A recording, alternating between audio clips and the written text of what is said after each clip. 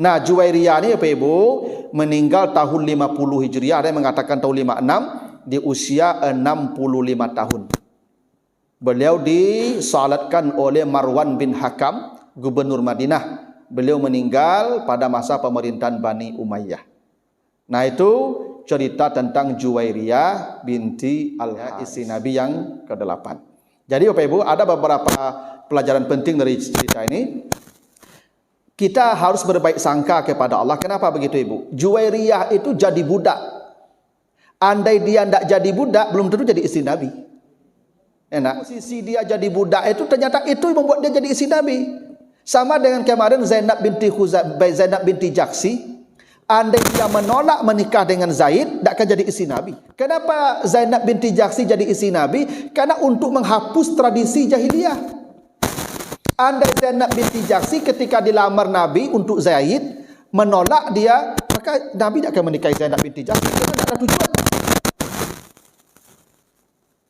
Maka dia mau menikah dengan seorang laki-laki yang kelasnya rendah. Zaid bin Harisah itu kan budak, mantan budak. Zainab binti Jaksi itu kan kelasnya tinggi, nasabnya tinggi. Awalnya dia keberatan, tapi karena perintah Allah dan Rasulnya patuh dia. Nah, dengan kepatuhan itu dia kemudian jadi istri Nabi. Andai dia tidak mau menikah dengan Zaid, di awal dia akan jadi istri Nabi dia tu. Itu makanya kadang-kadang Bapak Ibu, boleh jadi kamu mencintai sesuatu itu tidak baik. Boleh jadi kamu membenci sesuatu itu yang baik.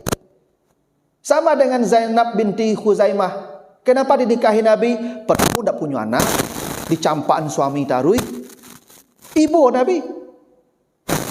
Kalau punya suami, punya anak, tentu sama suami saya tarui. Dia tidak punya anak, kalau dicampaan suami, ibu Nabi, dinikahi Nabi. Begitulah Bapak Ibu, kadang-kadang kita ini ya memang tidak boleh kita berburuk sangka kepada Allah. Boleh jadi itu buruk, tapi sebenarnya itu kebaikan untuk kita. Maka Juwairiyah dijadikan budak, tapi dengan status budak itulah Nabi kemudian menjadikan dia sebagai istri beliau.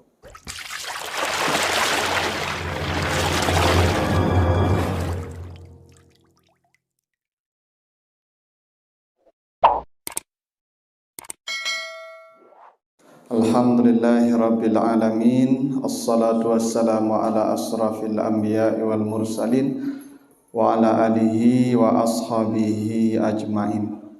Bapak, ibu-ibu, kaum muslimin jamaah subuh yang dimuliakan Allah, kembali kita bersyukur pada Allah atas segala karunia-Nya. Salawat dan salam untuk Nabi kita Muhammad sallallahu alaihi wasallam.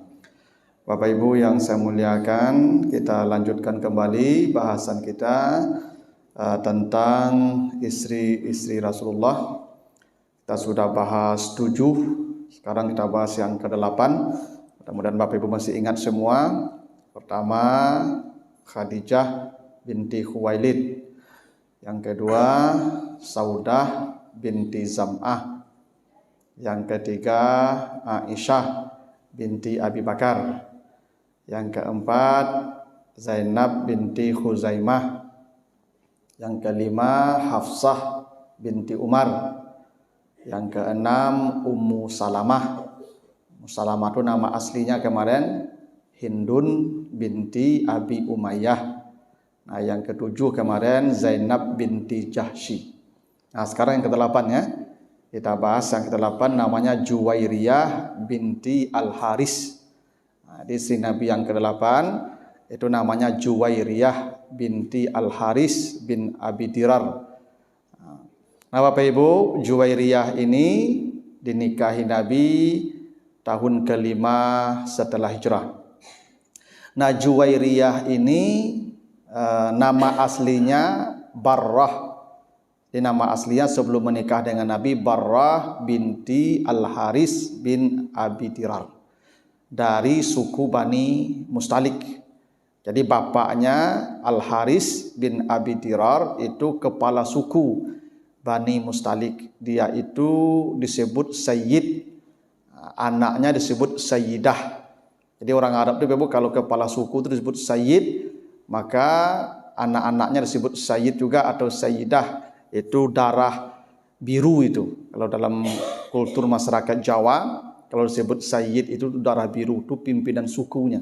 Anak-anaknya disebut Sayyidah atau Sayyid juga. Itu makanya di Pariaman Sidi itu lebih mahal daripada Bagindo ya. Karena Sidi itu dikata Sayyid itu Pak. Ya, Sayyid, Sayyidi kan. Nah, di Pariaman jadi Sidi. Sidi itu kelas paling tinggi itu. Jadi Juwairiyah ini Sayyidah, namanya Barrah. Nanti setelah menikah dengan Nabi diganti Nabi namanya dengan Juwairiyah. Kenapa diganti Nabi dengan Juwairiyah? Karena Barrah itu artinya kurang baik. Barrah itu artinya menurut sebagian itu anting yang di hidung. Kan orang Arab atau orang India kan biasa pakai anting di hidungnya Bu. Hidungnya batindi itu dagi subang foto anting. Nah, anting yang di hidung itu bahasa Arabnya Barrah. Nah, Nabi ganti dengan Juwairiyah. Juwairiyah itu dari kata jara, jawara. Jawara itu artinya orang yang dekat, makanya tetangga disebut jar. Ya, Juwairiyah itu yang sangat dekat dengan Nabi, itu bahasanya. Atau yang sangat dekat dengan Allah. Ini Nabi ingin kasih nama Juwairiyah supaya ini perempuan menjadi wanita yang paling dekat dengannya dan paling dekat dengan Allah. Maka disebut nama Juwairiyah. Karena memang Ibu nama-nama itu kalau kurang baik ganti saja. Ya, karena nama itu doa. Ya, jadi kalau nama anak misalnya terlanjur dikasih nama Zalmon, tukarlah itu. Zalmon itu artinya orang zalim. Gantilah dengan Hasan. Bagus itu. Ya, maka lu Nabi ketika hijrah ke Madinah, Madinah itu nama aslinya Yastrib. Yastrib itu artinya celaka. Celaka artinya Yastrib itu. Maka oleh Nabi diganti Madinah. Dari kata din. Din itu artinya agama. Madinah itu artinya tempat tumbuhnya agama. Maka masyarakat yang tumbuh ya dalam tuntunan agama disebut Madani. Tempat tumbuh agama disebut Madinah. Maka Yasrib sejak Nabi hijrah diganti dengan Madinah. Gitu. Makanya sebenarnya kota Malang itu harus diganti dengan kata mujur. Kalau Malang terus kan kapan beruntungnya Pak? Makanya yang kurang-kurang baik diganti Nabi. Dan masuk nama istri beliau. Juwairiyah ini ya nama aslinya Barrah ya, yang artinya anting di hidung. Nah, jadi Barrah ini Bapak Ibu atau Juwairiyah ini, Barrah binti Al-Haris ini dia dilahirkan kurang lebih 15 tahun sebelum hijrah. Jadi ketika Nabi hijrah ke Madinah, dia berusia 15 tahun dan dia dinikahi Nabi tahun kelima setelah hijrah dalam usia 20 tahun kurang lebih. Ya. Bagaimana cerita pernikahan Nabi dengan Juwairiyah ini? Begini ya Bapak Ibu, setelah perang Uhud terjadi, kan perang Uhud itu terjadi tahun kedua atau yang mengatakan tahun ketiga setelah hijrah. Di perang Uhud itu kan umat Islam dianggap kalah, walaupun sebenarnya tidak kalah. Jadi Nabi di perang Uhud itu tidak kalah. Kenapa? Sebab begini, dalam sistem atau aturan perang yang berlaku di masa lalu, orang itu disebut kalah kalau harta mereka dapat sebagai harta rampasan dan mereka jadi tawanan perang. Itu tanda orang kalah. Di perang Badar, kafir Quraisy kalah. Apa bukti kalah? Harta mereka dirampas dan 70 mereka jadi tawanan perang. Itu tanda orang kalah dalam perang. Tanda orang kalah dalam perang, satu, harta mereka jadi rampasan perang, dimiliki oleh yang menang. Yang kedua, mereka jadi budak. Di perang Uhud, tidak ada harta umat Islam dirampas. Tidak ada satupun umat Islam yang ditawan dari tawanan perang. Bahwa umat Islam banyak mati terbunuh, ya, tapi tidak kalah sebenarnya. Karena definisi kalah dalam perang di masa lalu, dua indikasinya paling tidak. Harta mereka jadi rampasan perang dibagi-bagi, dan mereka jadi tawanan perang dibagi-bagi pula sebagai harta. Dan itu tidak ada pada umat Islam di perang Uhud. Jadi sebenarnya umat Islam di perang Uhud itu tidak kalah. Ya, tapi banyak terbunuh, iya. Sebenarnya kalau dibandingkan dengan orang kafir Quraisy ya berimbanglah yang terbunuh itu. Tapi dampaknya besar. Ya. Ini tersebar umat Islam itu kalah di perang Uhud. Itu artinya umat Islam sebenarnya tidak punya kekuatan juga. Yang sebelumnya umat Islam ini ditakuti di sekitar Madinah itu. Kenapa? Di perang Badar mereka menang. Jadi pasukan 300 orang melawan 1000 orang itu menang telak di perang Badar. Ini membuat gentar suku-suku Arab yang ada di sekitar Madinah. Karena suku Arab yang baru beriman itu hanya Aus dan Khazraj, ya penduduk Madinah. Yang di luar-luar Madinah mereka belum Islam. Mereka masih memusuhi Islam, masih memusuhi Nabi dan umat Islam. Nah, salah satunya suku Bani Mustalik. Bahkan suku Bani Mustalik ini menjadi sekutu orang-orang Quraisy, ya, untuk membuka jalan nanti menyerang kota Madinah. Nah, Bani Mustalik ini setelah perang Uhud, mereka melihat ini umat Islam ternyata tidak kuat-kuat amat, maka mereka berencana menyerang kota Madinah. Dan berita ini sampai ke Nabi bahwa suku Bani Mustalik ini hendak menyerang kota Madinah. Maka Nabi begitu, Ibu, kalau ada pasukan hendak menyerang kota Madinah, tidak akan ditunggu di Madinah, disambut, ya, di luar kota Madinah itu seperti perang Badar itu kan keluar Madinah itu. Karena nanti kalau Madinah diserang hancur nanti, Ibu. Satu-satunya yang dinanti di kota Madinah itu hanya perang Khandaq. Perang Khandaq itu karena pasukan terlalu besar yang menyerang, pasukan koalisi, maka disebut pasukan Ahzab. Maka solusinya digali parit sepanjang kota Madinah itu 12 kilo. Itu satu-satunya perang yang dinanti di kota Madinah. Selebihnya tidak ditunggu di luar kota Madinah. Maka Bani Mustalik ini hendak menyerang Madinah. Maka dapat kabar ada serangan dari Bani Mustalik, maka dikirim dulu utusan mata-mata, namanya Buraidah bin Hazib, ya, Al-Aslami. Dikirimlah Buraidah sebagai mata-mata, ya, ke Bani Mustalik. Benar tidak ada penyerangan, dan ternyata betul. Mereka sudah siap hendak menyerang, sudah mulai berangkat. Maka Nabi kemudian menyusul mereka dengan 700 pasukan. Ya, maka kedua pasukan ini bertemu di satu tempat namanya Muraisi. Ya, Muraisi itu, ya, sumber mata air milik kaumnya Bani Mustalik ini. Maka perang itu disebut perang Muraisi. Maka terjadilah perang di Muraisi ini antara pasukan Islam kurang lebih 700 orang dengan suku Bani Mustalik. Di peperangan itu umat Islam menang telak. Menang.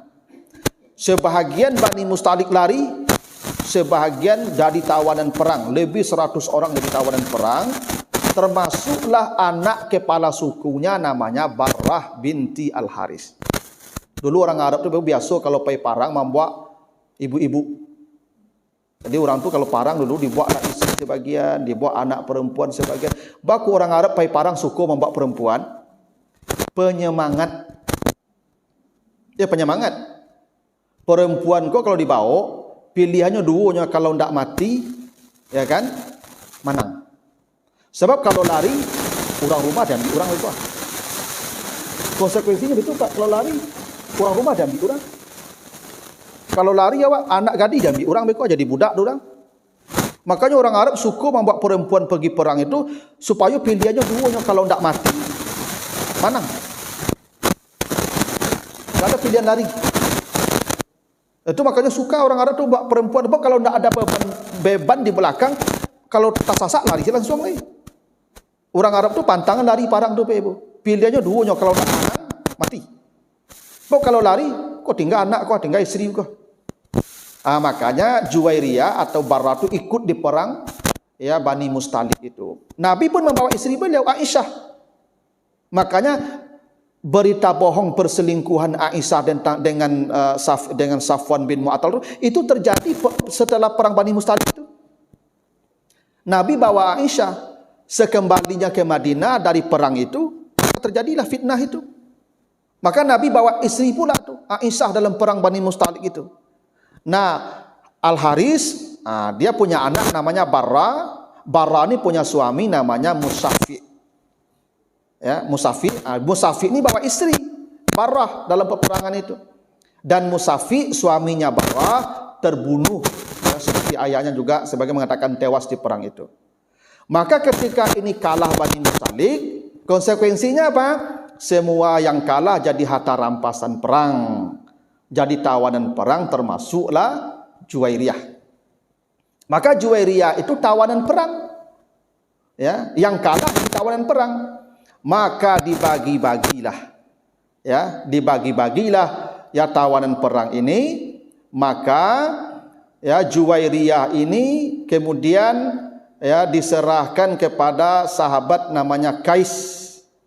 Jadi Juwairiyah ini jadi budak Qais. Jadi ini miliknya Qais. Jadi dibagi itu ada kurang lebih 100-an itu tawanan perang, maka dibagi-bagi. Maka Juwairiyah itu diserahkan kepada seorang sahabat namanya Qais. Lalu Juwairiyah ini Ibu, dia tidak mau jadi budak. Ya, karena budak itu statusnya seperti binatang. Budak itu dia boleh diperjualbelikan. Dia tidak punya hak milik, dia pun milik tuannya. Itu budak itu. Itu makanya budak perempuan dia halal digauli tuannya tanpa dinikahi. Karena budak itu sama dengan barang. Mau dipakai, pakailah. Mau dijual, juallah.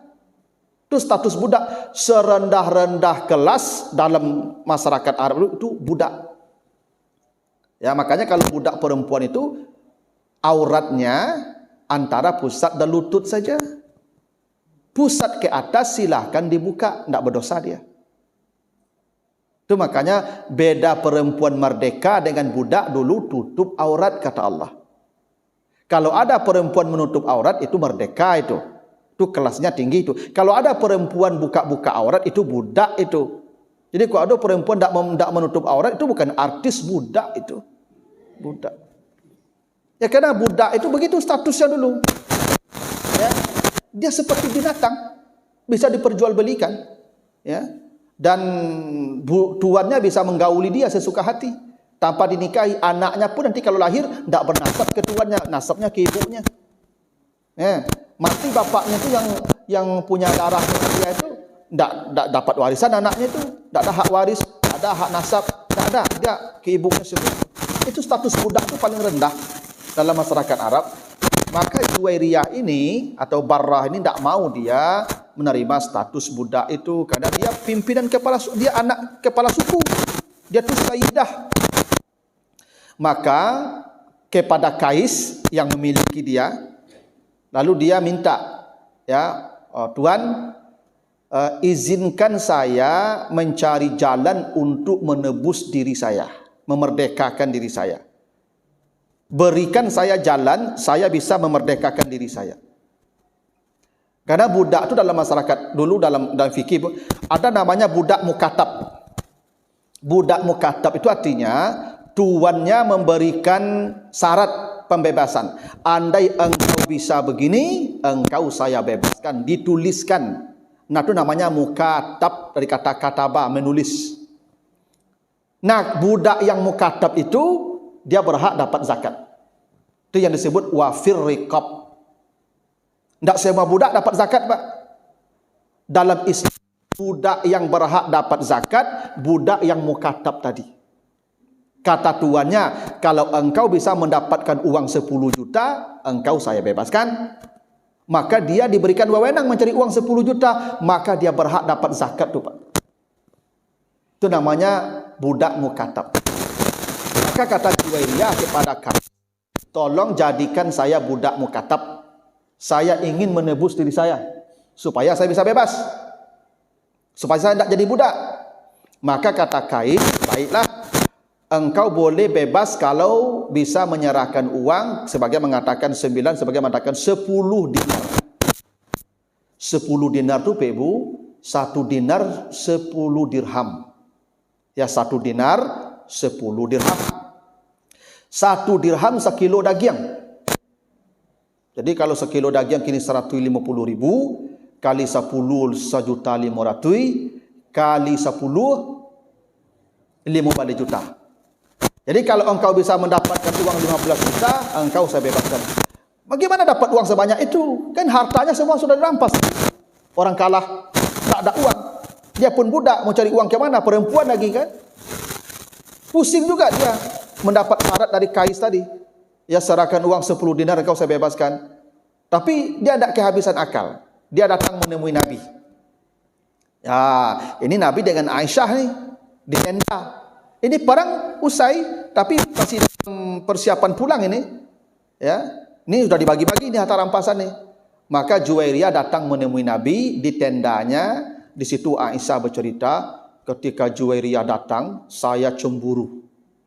Kata Aisyah ya. Kenapa cemburu? Karena Juwairiyah ini cantik, sangat cantik.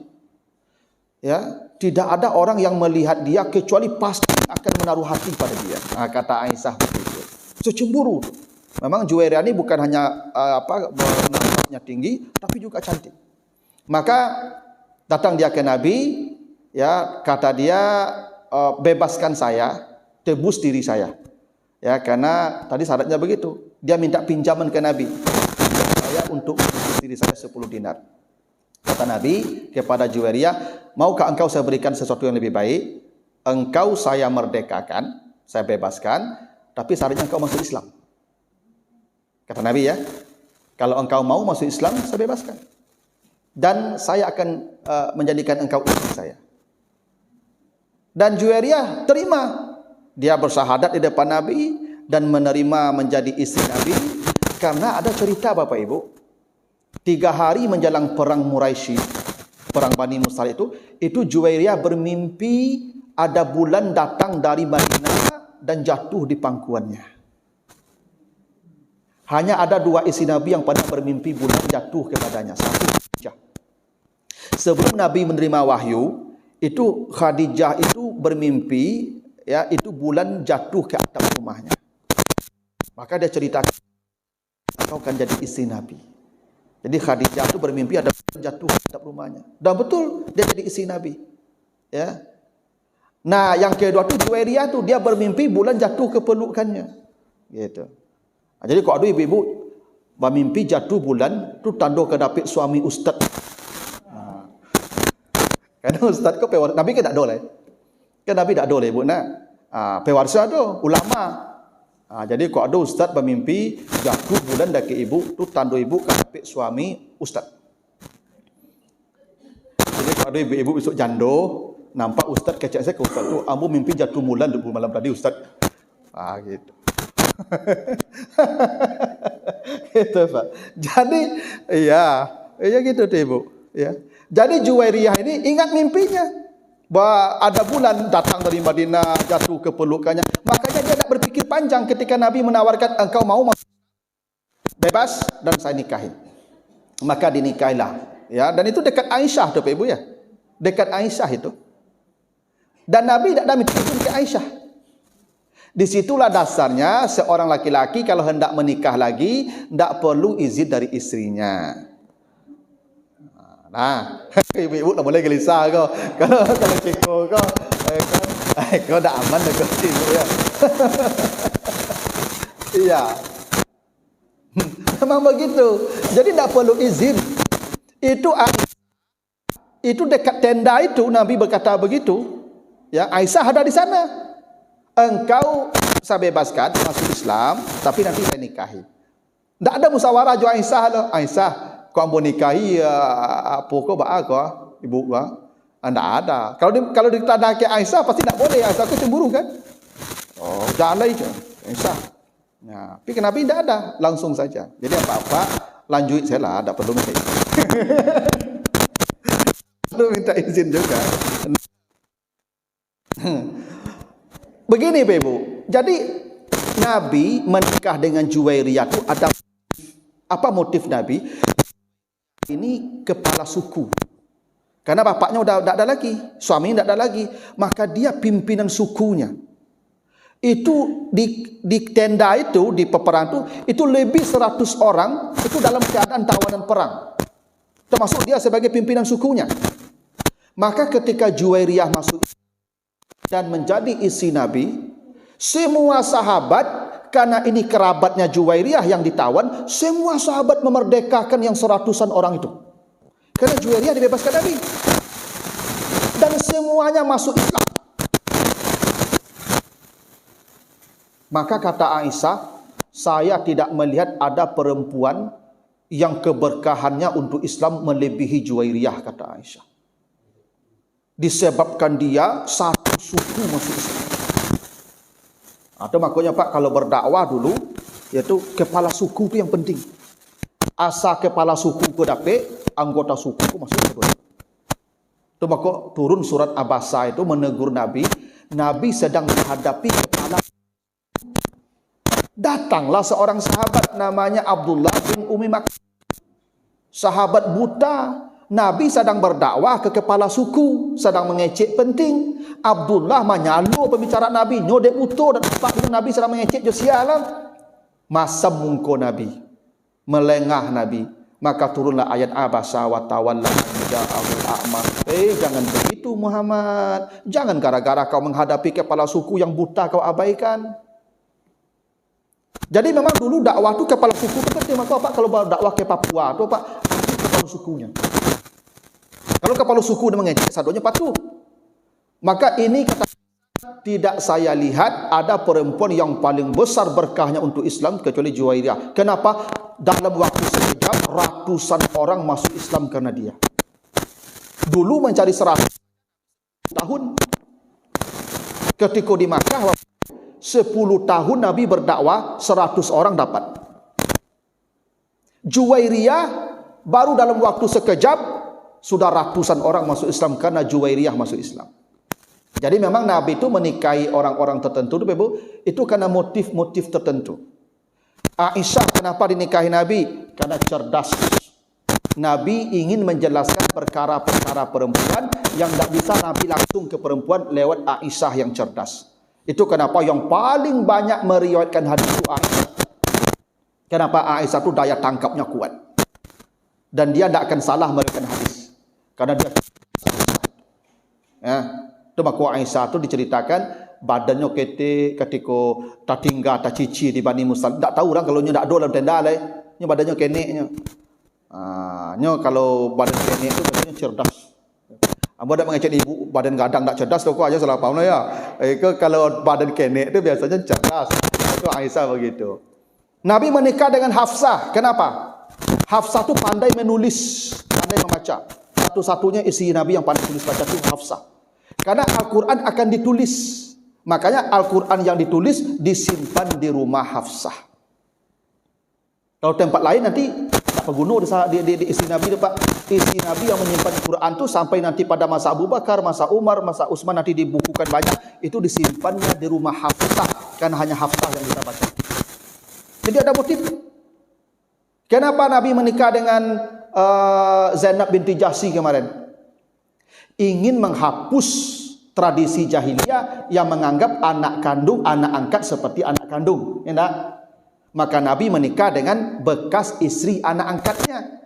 Zainab binti Jahsy itu mantan istri Zaid bin Harisah.